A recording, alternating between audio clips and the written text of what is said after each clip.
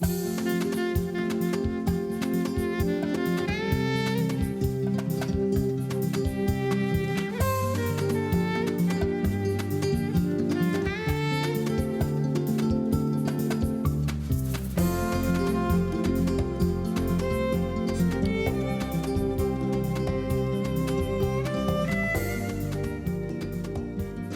tal? ¿Cómo le va? Muy buenas noches. Bienvenida a nuestro estudio de Canal 11 en este viernes 30 de noviembre. Para mí es un día particularmente especial. ¿Sabe por qué? Porque contamos con la presencia del maestro Carlos Prieto. Ha estado aquí en otras ocasiones y hemos tenido el gusto de escucharlo porque es un gran conversador. Desde luego es uno de los mejores, de los más notables violonchelistas del mundo. Es académico, es una persona muy generosa que se ha encargado de promover por todas partes del mundo, porque además es un viajero extraordinario, la música para violonchelo, de una manera particular la música escrita en Latinoamérica o en México. Desde luego, yo quisiera pedirles que esta noche tan especial, insisto, nos acompañen. Dense el lujo, la oportunidad, el gusto de conversar a través de nuestras líneas telefónicas con quien es una de las personas más queridas y respetadas en el medio intelectual, en el medio artístico. Y para que usted recuerde quién es el maestro Prieto, vamos a escuchar una primera interpretación. Adelante, maestro, por favor. Voy a tocar una marcha del compositor ruso Sergei Prokofiev.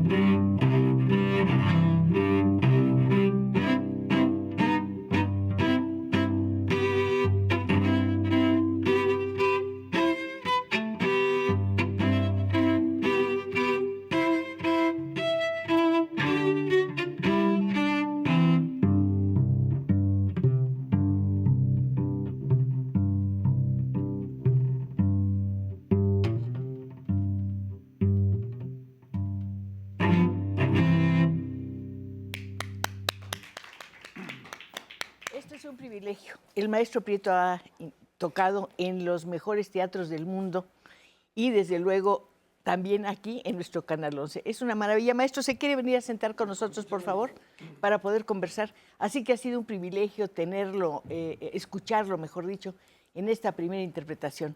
Vamos a escucharlo también en sus conversaciones acerca de sus viajes por el mundo. Y hay que decir, además de todo, que es un muy brillante escritor. Maestro, qué gusto verlo.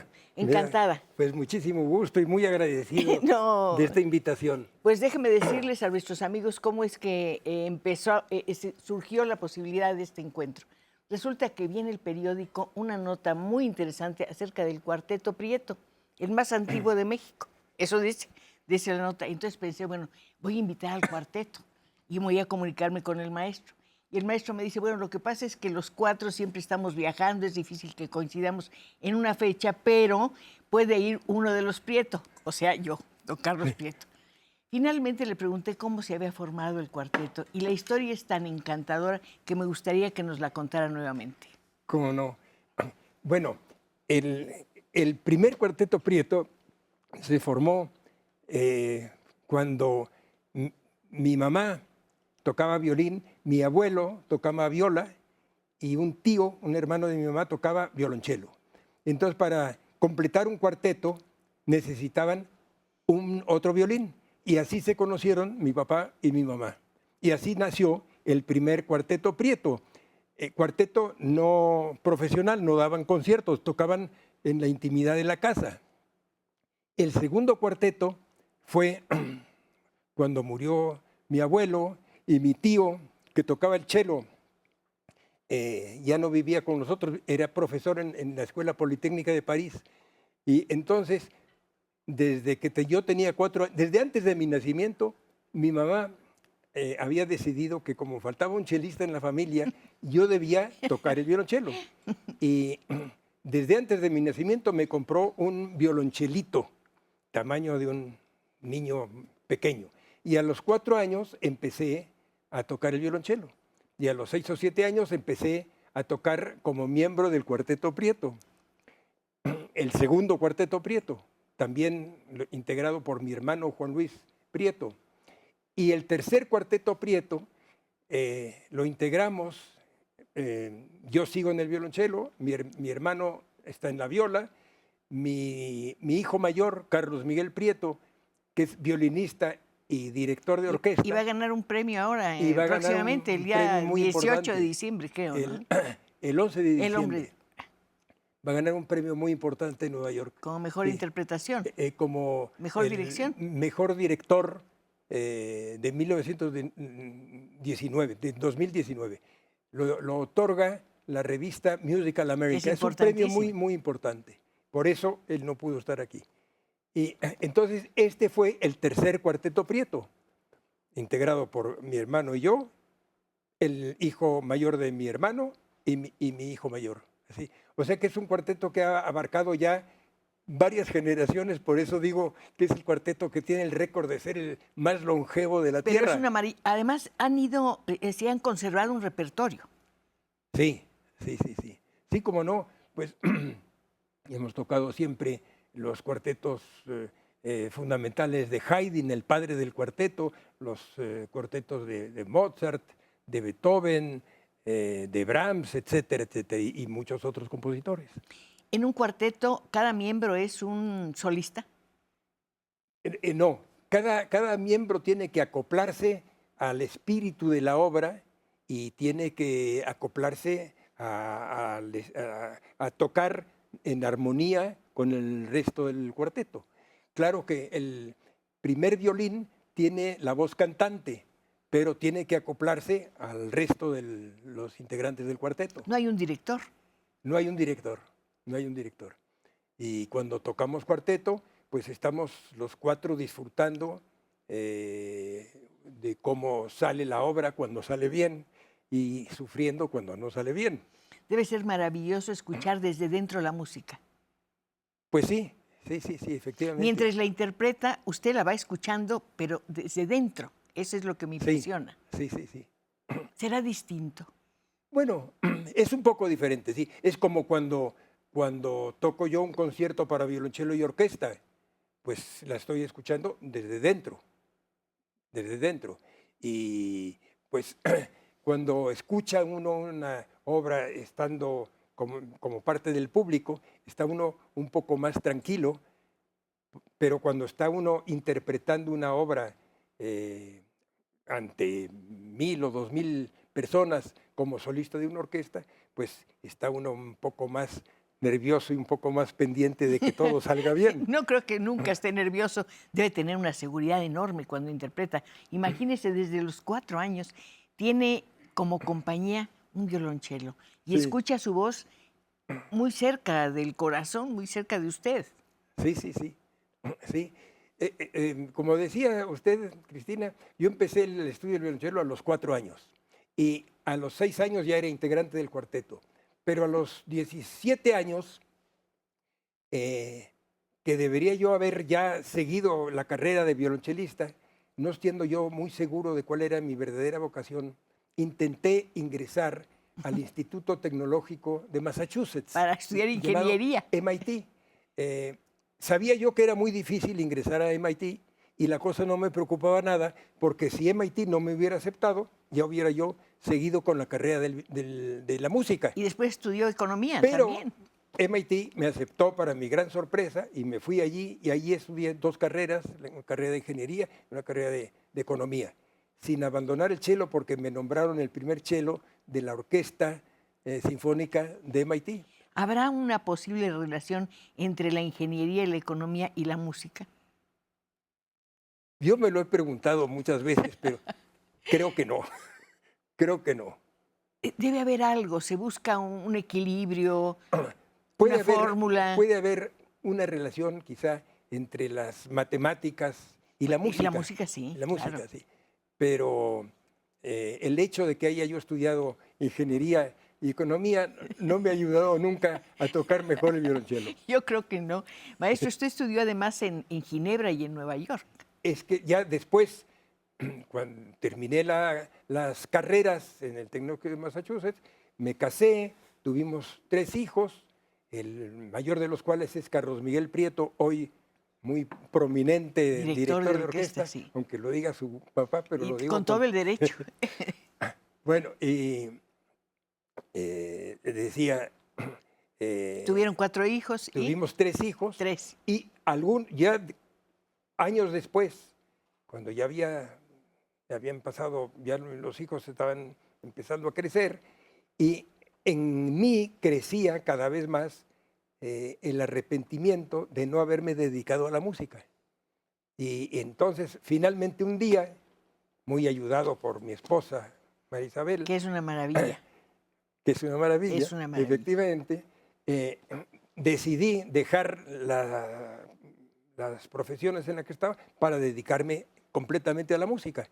Me tomó 2 años la transición y recuerdo que compañeros industriales pensaron, pobre Carlos, las presiones de la industria le han vuelto loco, dentro de un año regresará a su profesión de industrial. Y amigos músicos, lo supe posteriormente, pensaron lo mismo, pero al revés. Dijeron, pobre Carlos, ahora que se va a dedicar a la música, se va a dar cuenta de lo dificilísima que es esta profesión y dentro de un año dejará su intento de dedicarse a la música para regresar a sus trabajos anteriores. Pero han pasado 40 y tantos años sí. Y todavía no me he arrepentido. Ni se va a arrepentir. Eso se nota en su expresión, en la manera en que toca y en la alegría que hay en sus ojos. Si no, ¿de dónde va a venir más que de la música? Y yo que veo, sí, veo un letrero que dice corte, si no me equivoco. Tenemos que hacer un corte. Muy bien, ¿sí? Muy bien. Isabel Vedder.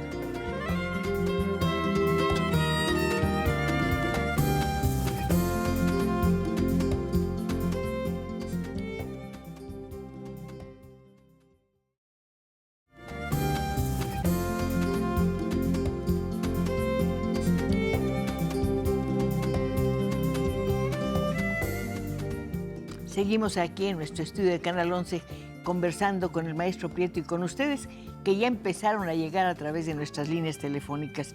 Guillermo Cortés dice, tuve el gusto de estar muy cerquita del maestro Prieto y le pedí la melodía El Cisne de Camille Saint-Saëns. Gracias a Cristina Pacheco por tener a este maravilloso músico. Sonia Figerman Ramírez, qué generoso en contarnos su historia familiar. Felicidades y saludos al maestro Prieto y por supuesto a la señora Pacheco. Martín Villaseñor, gracias, excelente músico y maestro. Qué gusto da responder o escuchar. Vamos a oír una nueva interpretación del maestro Prieto. Adelante, por favor, maestro. Voy a tocar ahora una obra del compositor mexicano Eugenio Toussaint, sí. Fallecido lamentablemente hace pocos años. Es una obra que compuso basado en un preludio de Bach. Y entonces la obra se titula, medio en broma, se llama Bachriación. En lugar de variación. Es una obra muy corta y humorística.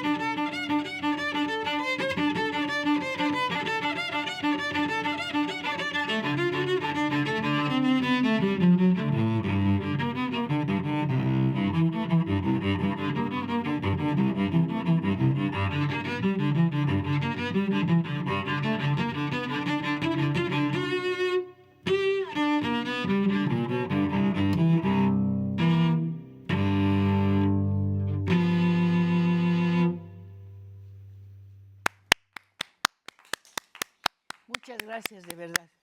Y gracias a ustedes también, porque están llegando hasta nuestro estudio a través de las líneas telefónicas.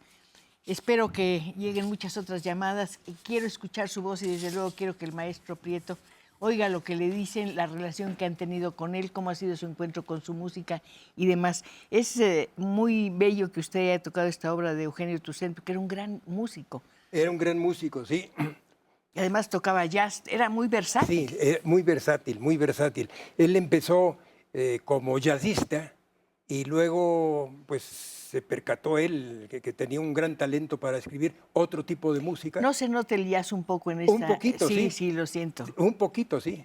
Sí, sí.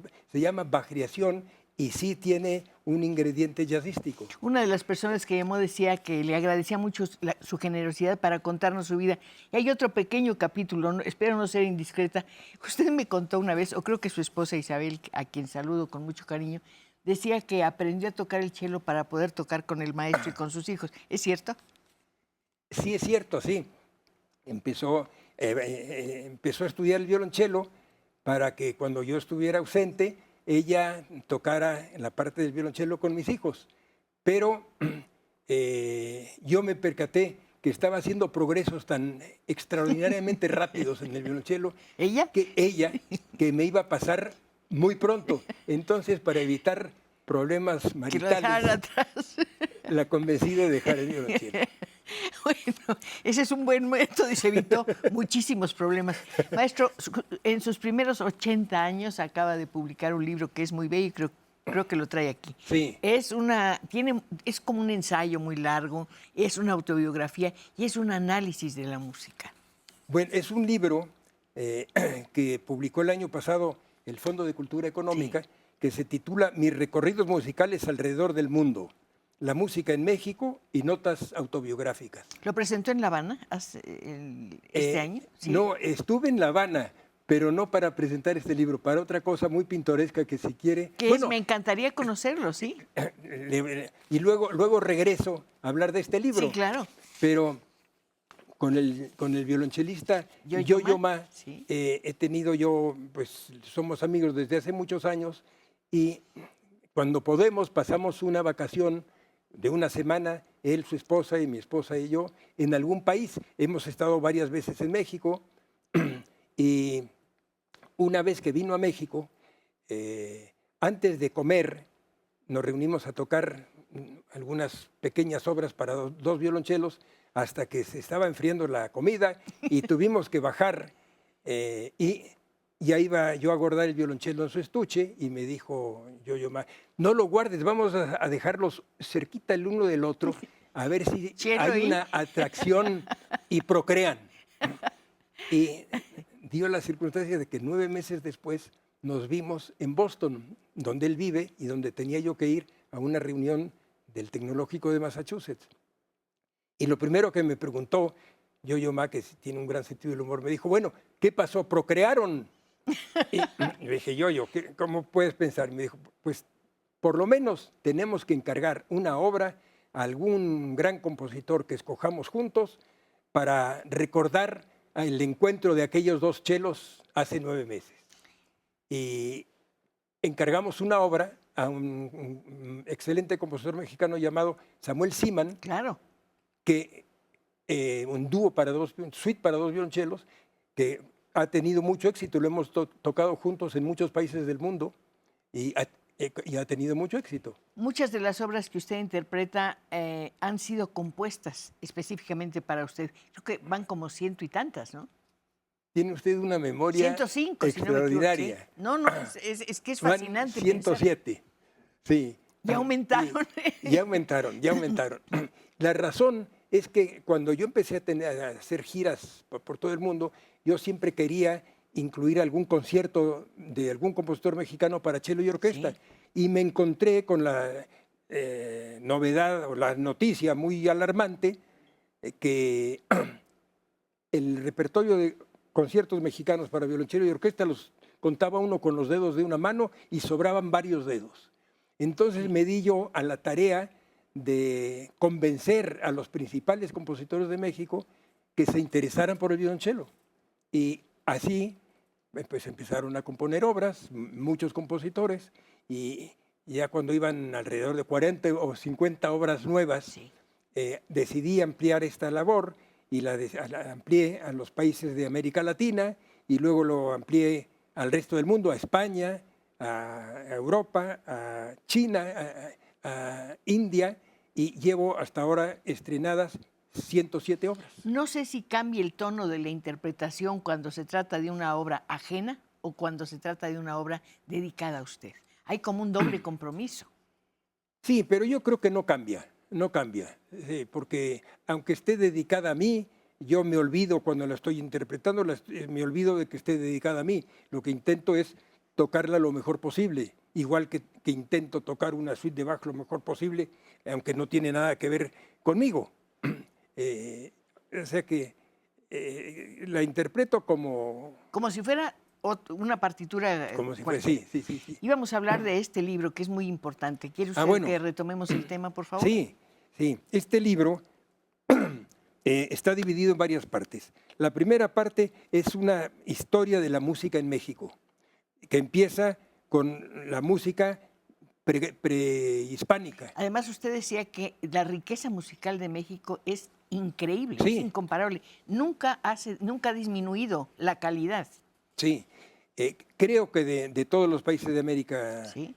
Del continente americano, no creo, estoy convencido de que de todos los países del continente americano, desde Canadá y Estados Unidos hasta Chile y Argentina, no hay ningún país que tenga una riqueza musical tan grande como México. ¿A qué lo atribuye? Pues lo atribuyo, por una parte, a que antes de la era hispánica ya había un gran interés de los aztecas y de otros por la música. Pero no se escribía la música. Ese es el único problema, que han quedado vivos los instrumentos con que tocaban, sobre todo instrumentos de percusión, instrumentos de aliento, pero la música que tocaban se ha prácticamente perdido porque no la escribían. No sabemos cómo sonaba, cómo era. Tenemos una idea aproximada, pero ¿Nos la cuentan vaga. los instrumentos? Nos la cuentan un poco los instrumentos, sí, nos la cuentan un poco los instrumentos, efectivamente.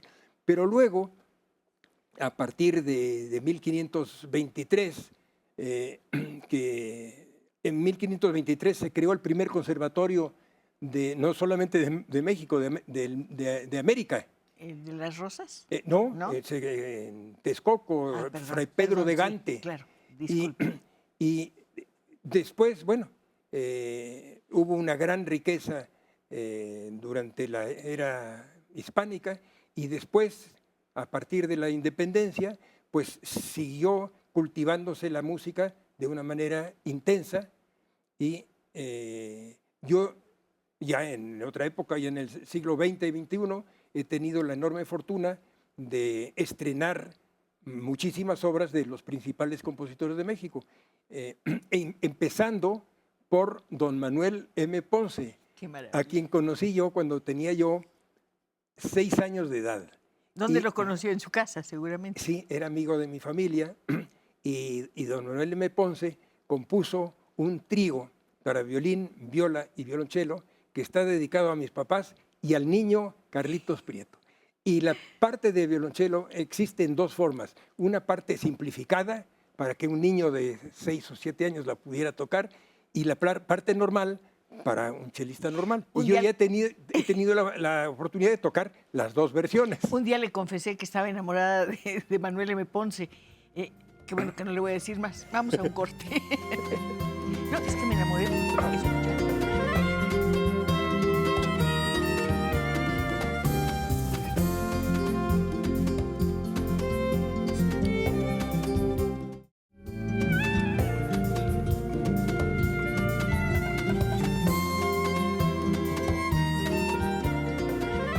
este estudio se va llenando con la presencia y la voz de usted.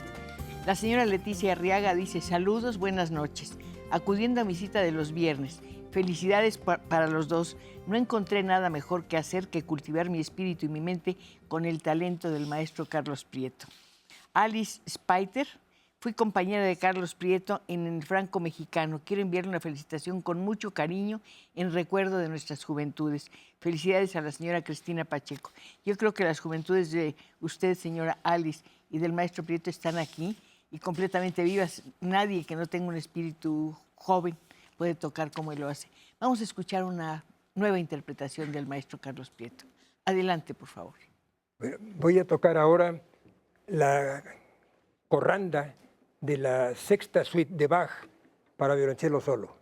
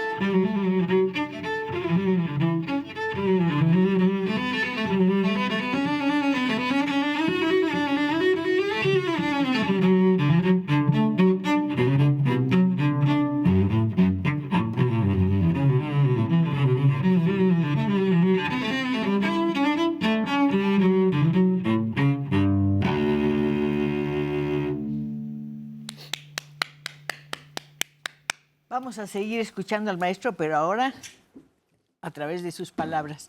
Y Pati Arreola dice, es una delicia escuchar a alguien transmitir su pasión por su proyecto de vida y qué mejor que lo entreviste Cristina Pacheco. Muchas gracias. Delia García, quiero felicitar a la señora Pacheco por el invitado de lujo que tiene esta noche. Es un mexicano ejemplar, admirado y talentoso. Se pone muy en alto el nombre de México con personas como él. Sergio Soto, saludos de parte de sus amigos de la música AC de Cuernavaca. Quiero agradecerles por los 30 años que nos han acompañado. El cuarteto y Carlos son extraordinarios. Gracias. ¿Cuántos amigos tiene? ¡Qué maravilla! Pues bastante. Estábamos mencionando este libro, hay un misterio en su vida que me interesa muchísimo develar. ¿Cómo es que ha podido dedicarse tan intensamente a la música y a la literatura, a la escritura, que es tan demandante? Bueno, llevo hasta ahora 11 libros escritos. Sí. Este es el 10º. Y lo que hago es que me dedico a estudiar el cello, a veces insuficientemente durante las mañanas. ¿Cuántas horas?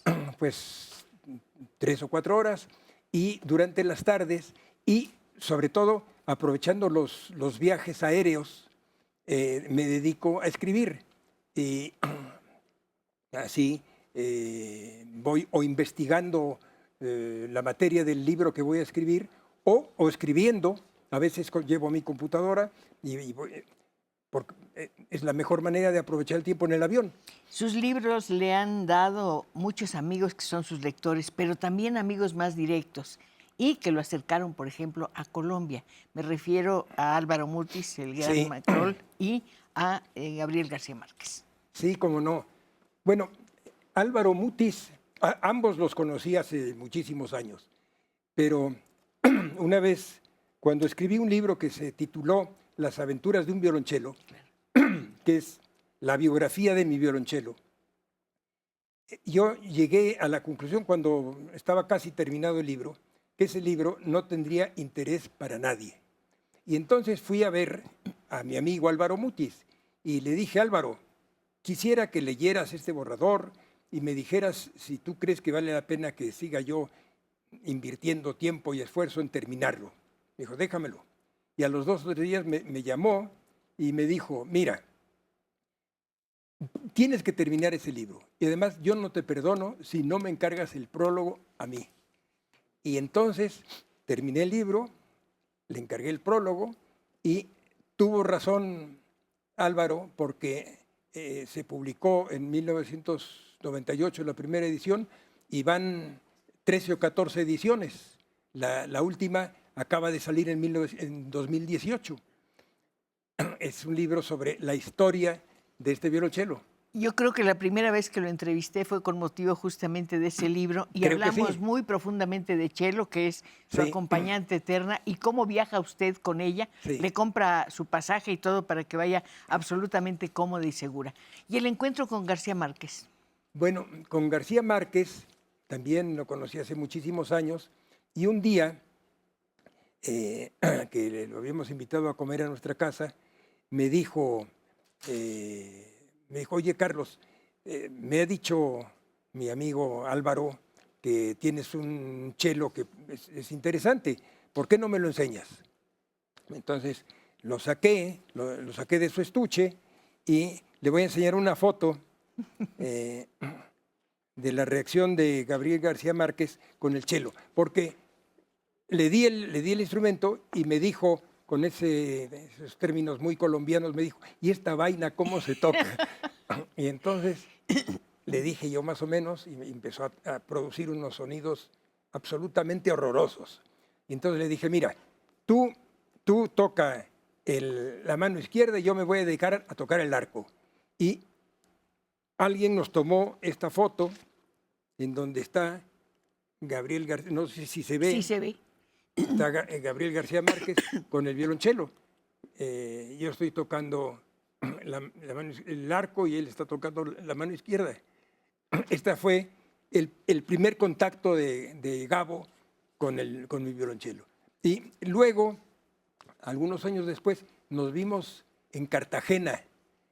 Maravillosa ciudad. Maravillosa ciudad, donde él tenía y tiene su familia una preciosa casa.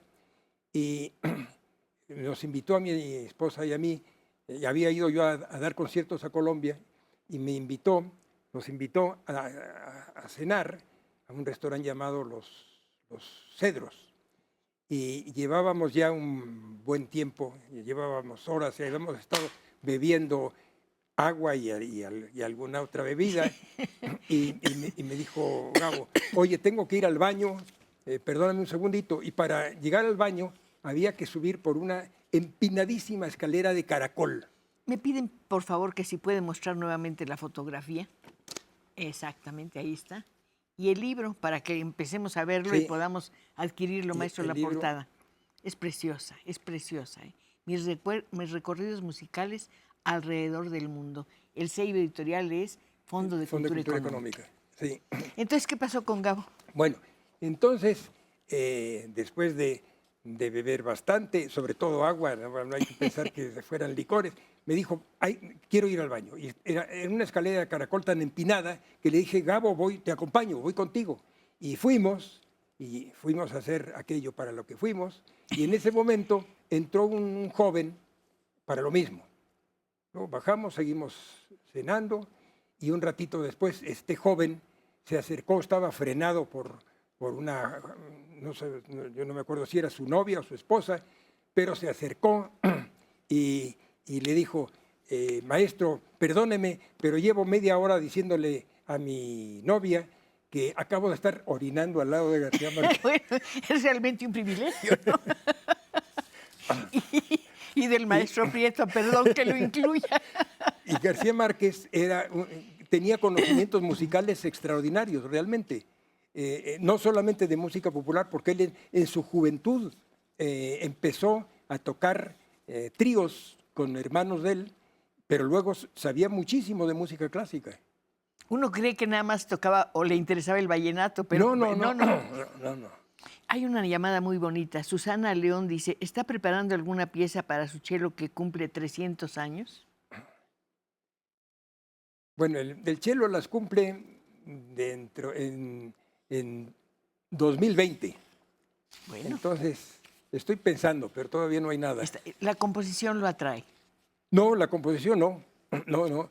Yo me Se lo dedico pediría a un compositor. a un compositor, sí. Sí, hay muchos compositores que admiro mucho. Pero la fiesta va a estar en grande, maestro. Son 300 años. 300 Después de años. todo. Bueno, usted ha sido un hombre muy afortunado, no sé cómo plantearlo, porque ha tenido encuentros notables. Acaba de mencionarnos dos, pero me gustaría mucho que habláramos también de Igor Stravinsky. Sí.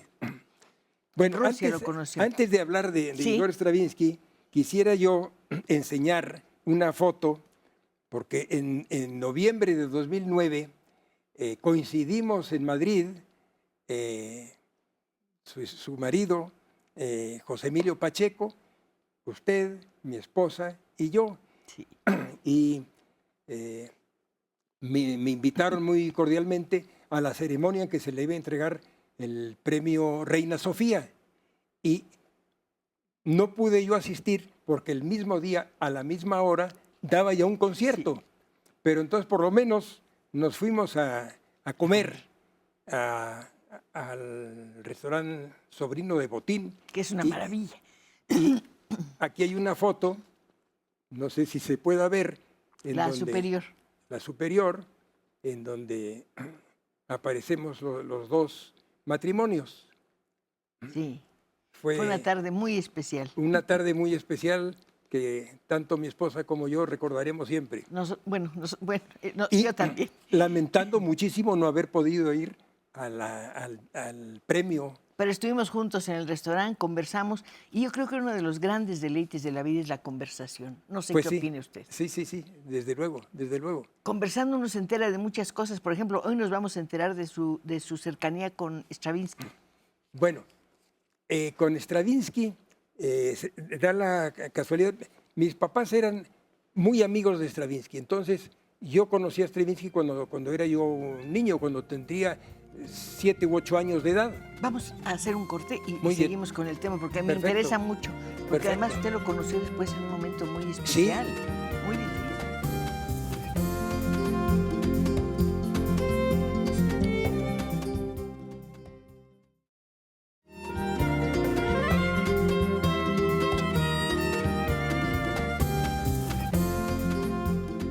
Nos estaba contando que sus padres fueron grandes amigos de Stravinsky y que usted lo conoció de niño.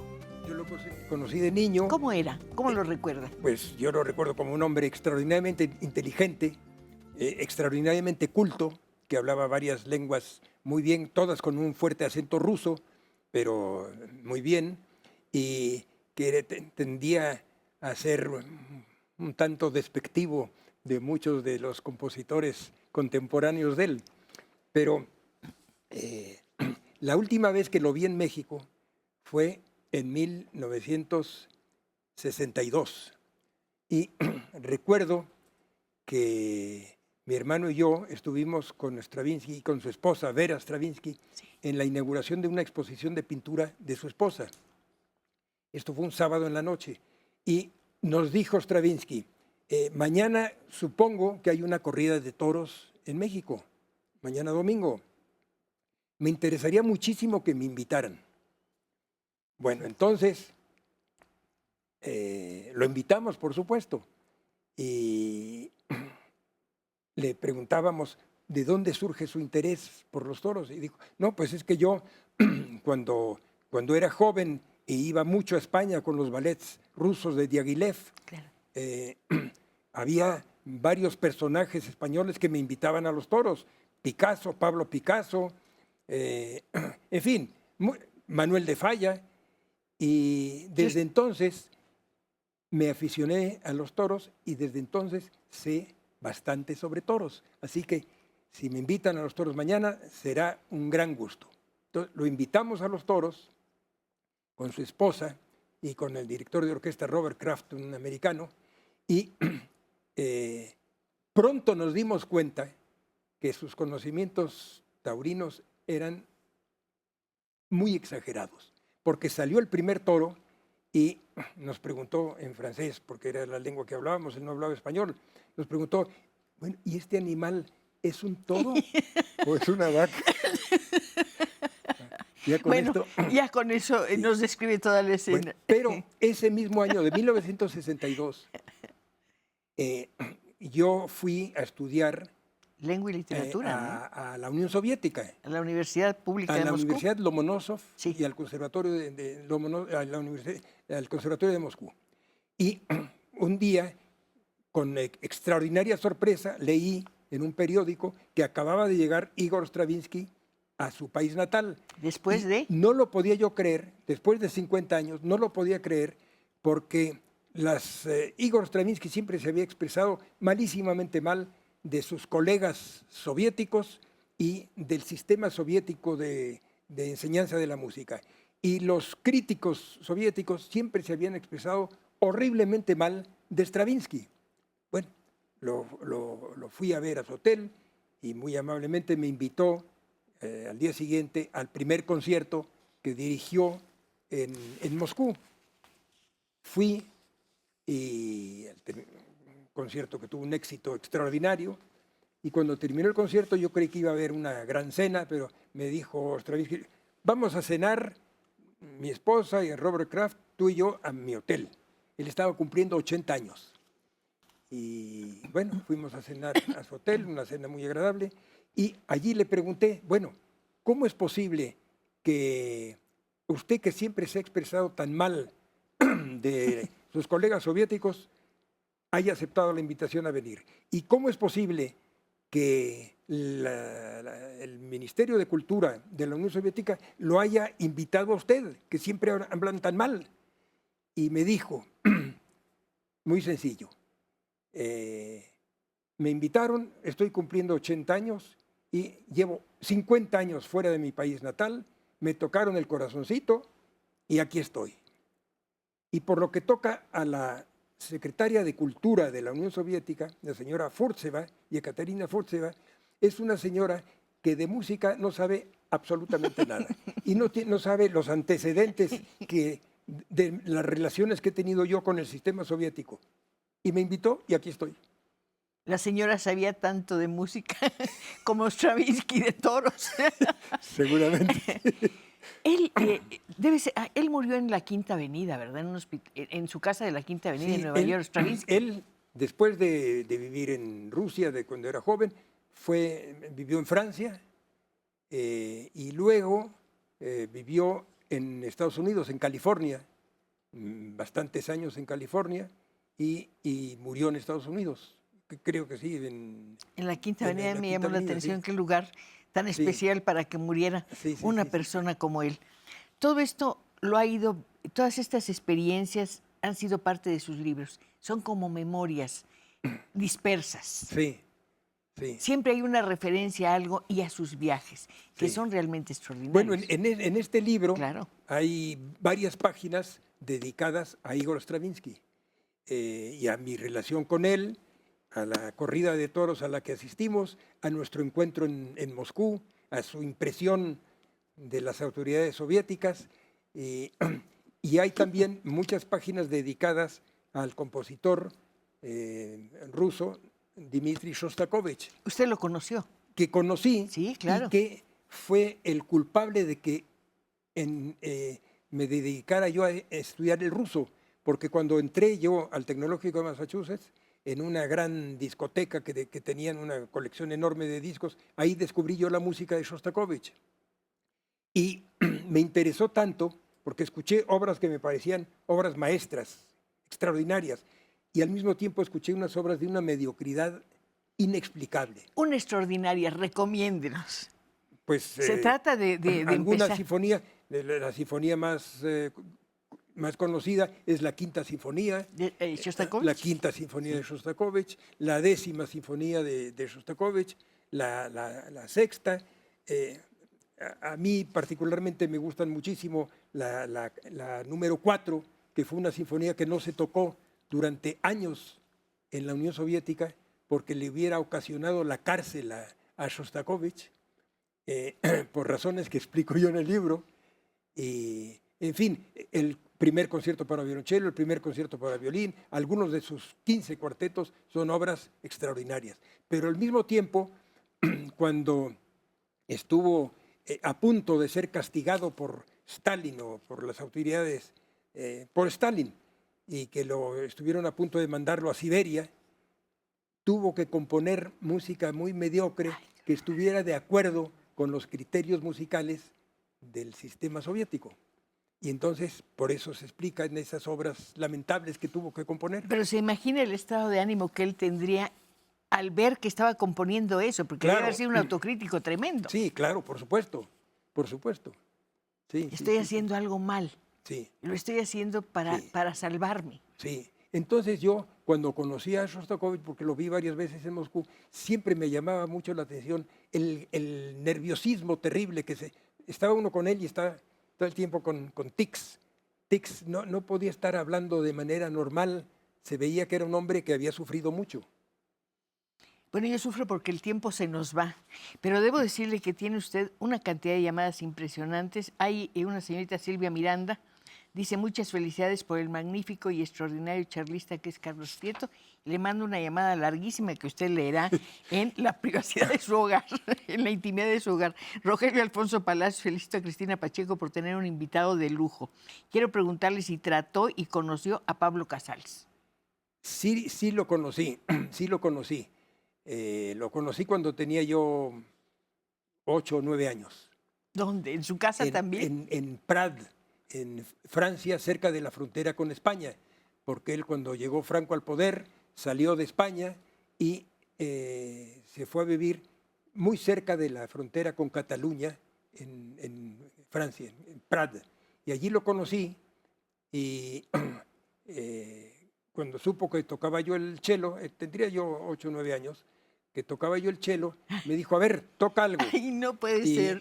Y recuerdo que toqué una obra de Bach, en realidad, bueno, una obra de Bach, y me dijo, bueno, jovencito, está muy bien lo que estás haciendo, pero ahora te voy a enseñar cómo se toca esto. Y agarró cogió su violonchelo y se puso a tocar. Qué maravilla. ¿Recuerda qué tocó? Sí, era una obra para cello y piano, cuyo nombre no recuerdo exactamente. Pero, ¿No lo cohibían esas personas? ¿No se sentía intimidado? pues, como fue una cosa tan sorpresiva, cuando le dijeron mis padres, él está estudiando violonchelo, le gusta mucho el violonchelo, y me dijo, a ver, toca. Pues, no tuve tiempo de ponerme nervioso ni nada, y agarré el violonchelo y empecé a tocar. Empezó a tocar y empezó a viajar también desde muy jovencito. Sí. Ha sido un viajero incansable. Parece que no se podría quedar en ningún lugar y sin embargo siempre mira hacia México. Ah, claro, sí. Siempre procura el interés de Sí, los sí, sí. músicos, de los nuevos compositores. Sí. Y eso es muy generoso de su parte. Y en todos los conciertos que he dado yo, en Rusia o en América del Sur o en Francia, en todos los continentes a los que he estado, siempre he intentado tocar alguna obra de algún compositor mexicano. Entonces, por ejemplo, hace 10 años hice una gira larguísima por Rusia, incluyendo 14 conciertos por Siberia. ¡Ay, no! Y además presentando la versión en ruso del libro Las aventuras de un violonchelo. Y toqué en muchos lugares el primer concierto de Shostakovich y toqué el concierto de Federico Ibarra para cello y orquesta. ¿Cómo le fue a Chelo en Rusia, en ese viaje? Bueno, pues no le fue mal a pesar del clima Eso horrendo. a ella la afecta, ¿verdad? Sí, pero Tiene su abrigo de pieles. tenía su abrigo, sí, y sus cuidados especiales. Pues no sabe qué alegría me dio tenerlo aquí. Le digo, es un lujo contar con su presencia tan generosa, esta charla deliciosa y desde luego espero que la podamos retomar muy pronto. Pues le estoy agradecidísimo, como siempre. Aquí tiene todas las llamadas que le mandan sus admiradores y que lo recuerdan como amigo, como maestro. Y una señorita Prieto que dice que lo conoció hace muchos años y siempre, siempre lo ha respetado. Y creo que todos los que lo conocemos tenemos el mismo sentimiento hacia él. Muchas gracias, maestro Prieto, y a ustedes por acompañarnos. Muchísimas gracias. Nos vemos el próximo viernes, no se olvide, para seguir conversando. Hasta pronto.